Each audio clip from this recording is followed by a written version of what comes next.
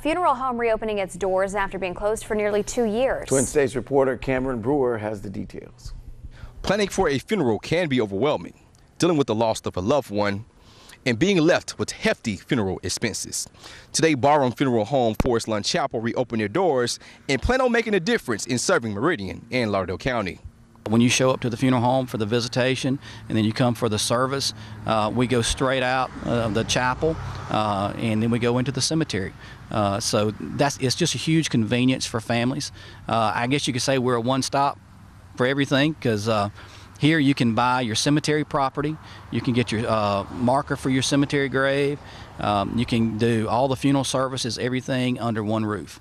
You don't have to go to 2 or 3 different places to get that done. We can take care of that for you here. With so many services offered at one location, it helps families to remain at ease, according to two. The main part is the convenience of having a funeral home on site with the cemetery.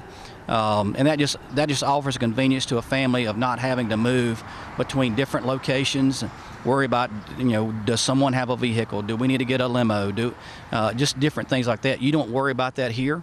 Two says the funeral home was originally run by one family. The original funeral home was built by Mr. O.C. Barham and his family, and they operated the business here on the cemetery up until the mid-1990s.